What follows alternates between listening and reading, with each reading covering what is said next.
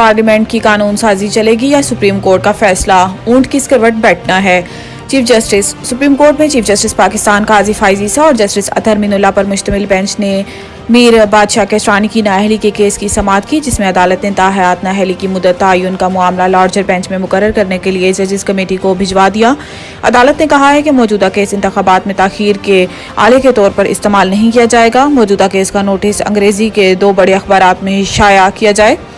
अदालत ने ताहयात नाअहली के मामले पर सुप्रीम कोर्ट के फैसले और इलेक्शन एक्ट की तरमीम में तजाद पर नोटिस लिया, जो मीर बादशाह केसरानी की ताहयात नाअहली के केस में लिया गया। चीफ जस्टिस ने सवाल किया है कि मीर बादशाह केसरानी की नाअहल क्यों किया गया। इस पर वकील दरख्वास्त गुजार ने कहा है कि मीर बादशाह केसरानी को जाली डिग्री की बुनियाद पर 2007 में नाअहल किया गया, लेकिन हाई कोर्ट ने 2018 के इंतखाबात लड़ने की इजाजत दे दी। मीर बादशाह केसरानी को आर्टिकल 62(1)(f) के तहत नाअहल किया गया था। चीफ जस्टिस ने कहा है कि इलेक्शन एक्ट में तरमीम किसी ने चैलेंज नहीं की। जब इलेक्शन एक्ट में तरमीम चैलेंज नहीं हुई तो दूसरा फरीक इस पर इन्हिसार करेगा।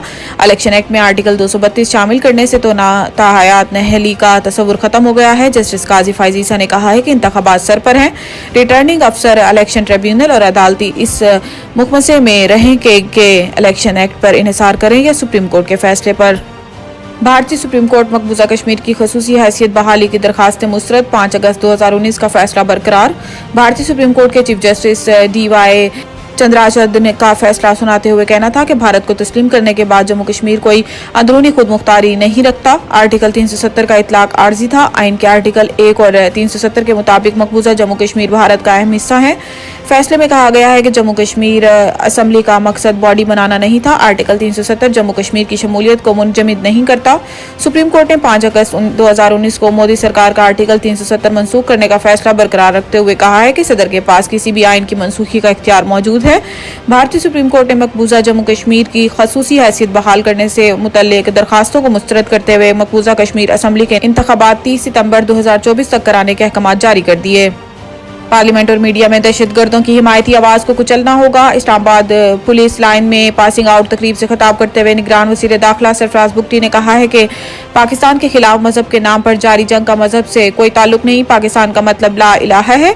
पाकिस्तान से दहशतगर्दी के नासूर को खत्म किया जाए। इन्होंने कहा है कि तसलसल ना होने की वजह से हम जीती हुई जंग हारे। हमारे लेवल के लोग कंफ्यूज हैं। इस कंफ्यूजन को खत्म करना होगा। किसी भी वजह से हथियार उठाने वाला के हाथ काटना होंगे। इन्होंने मजीद कहा है कि ये जंग सिर्फ फौज नहीं रियासत के खिलाफ है। हम सब ने मिलकर लड़ना है। पार्लियामेंट और मीडिया में दहशतगर्दों की हिमायती आवाज को कुचलना होगा। हमारा सबसे बड़ा मसला बतौर सोसाइटी करप्शन है।